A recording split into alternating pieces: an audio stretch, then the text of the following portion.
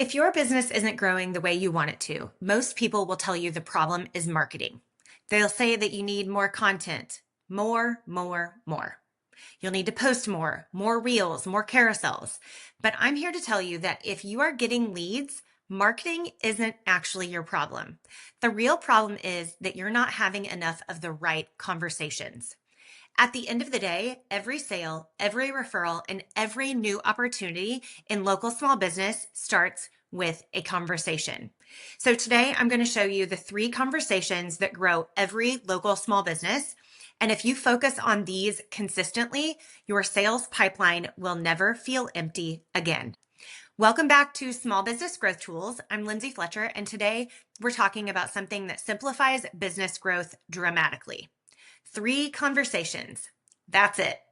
Because while marketing will get you attention, conversations create relationships, and relationships create revenue. So conversation number 1, lead generation conversations. These conversations are simply starting new conversations with people who could become clients or who could become referral partners. I talk about this often on this podcast because it is essential for your local small business to grow. These lead generation conversations happen in places like networking events, industry groups, community events, referrals from friends or clients, direct introductions, online messaging like DMs, even casual conversations at church, school events, or even community gatherings. The goal of these conversations isn't necessarily selling. The goal is connection. You're learning about people, what they do, what they need, who they serve. And when you consistently start these new conversations, you are constantly planting seeds for future opportunities. But when you stop initiating lead generation conversations, your pipeline will slowly dry up. This is why so many business owners, and especially Christian entrepreneurs, experience that feast or famine in their businesses. They've stopped networking because they get busy and they can't handle an influx of new clients currently. But then 3 months later, you're panicking because leads have disappeared because you've had no lead generation conversations. Now, here's where it gets interesting. Most small business owners are actually pretty good at starting conversations. Where things break down is the second and third conversation in this list. This is where most revenue is lost. If you've ever thought, I had a great conversation with them, but nothing ever came of it, then this next section is probably the missing piece. And if you have trouble with knowing what to say or how to have any of these 3 conversations, I definitely want you to stay until the end. Now, conversation number 2 is sales conversations. And sales, just the word sales, makes people uncomfortable. Sales conversations happen when someone expresses a problem that you can solve with your product or service. And this is where many entrepreneurs hesitate because you worry about being pushy, or you worry about being salesy, or you worry that they'll purchase something that they don't actually want or need and then be upset with you later. So instead of leaning into these types of conversations, you don't ask any questions and you allow them to stay vague. But a good sales conversation isn't about pressure. It's not about being pushy or salesy. It's about getting clarity on whether you can help the person that you're talking to solve their problem. Okay. So you're going to ask really great questions. You're going to ask them to tell you more about what's going on. You're going to ask them to tell you what you've tried and what a solution might look like for them, right? Sales is about understanding the problem deeply enough to determine if you can help them. And when you can help them, you can make a clear invitation to walk alongside them and solve this problem.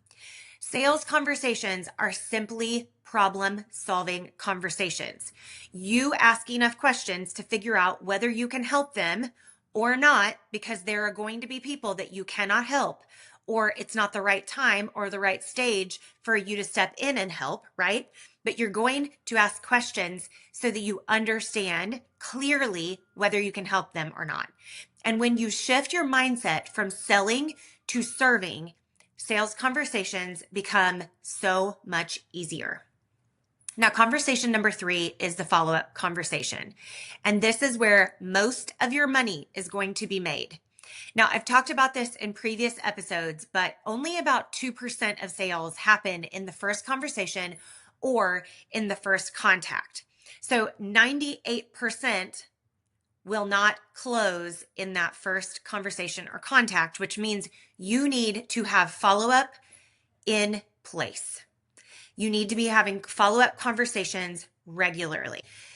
You may have a great networking conversation, or maybe you've even had a solid sales conversation, but then when you don't close it in the first contact, you disappear, right? And meanwhile, the other person is out busy living their life and solving other problems. And research shows that people often need to hear from a business multiple times before making a decision. So following up is essential to your sales and revenue growth.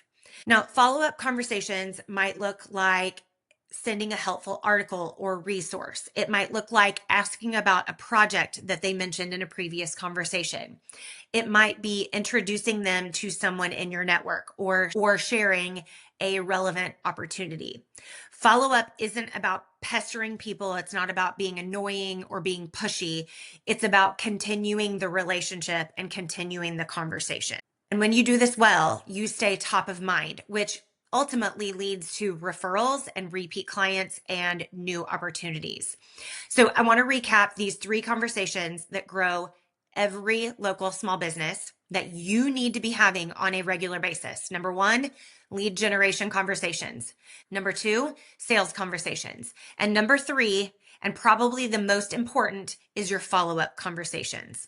When these 3 types of conversations are happening consistently in your business, sales will become predictable, and predictable sales are worth their absolute weight in gold. Okay. There has to be a mix of these 3 conversations happening, because if one is missing, things are going to slow down. Many businesses spend all of their time trying to improve their marketing, but I'm here to tell you that having these 3 conversations regularly in your local small business will guarantee revenue. If you are getting leads, marketing isn't your problem. It's your lack of sales conversations and your lack of follow-up conversations. If you struggle with any of these 3 types of conversations, you never know what to say or how to keep the conversations going, you feel uncomfortable following up or reaching back out, I want you to go to lindsayfletcher.co/waitlist right now and enter in your contact information. I am launching something that you are going to want to grab in a couple of weeks. And if you join the waitlist now, you will get first dibs and some special bonuses. So here's my challenge for you this week. I want you to think about your last 5 to 10 business conversations that you've had. Which category did those conversations fall into? Were you starting a new relationship with a lead generation conversation? Or were you moving someone towards a solution with a sales conversation? Or were you continuing the relationship through a follow-up conversation, or as I like to call them, follow-through conversations? I want you to pick one conversation that you've been meaning to have this week in your local small business, and I want you to initiate it, because one conversation can literally change the trajectory of your business. And the more you have these 3 conversations, the easier they get. Now, if you want more practical strategies for growing your business through relationships, networking, marketing, and sales, make sure to follow or subscribe to this show so that you don't miss any future episodes. Again, go jump on the waitlist at lindsayfletcher.co/waitlist if you have trouble having any of these 3 conversations. As always, I'm praying for you and I'm praying for your business. I'll talk to you next week.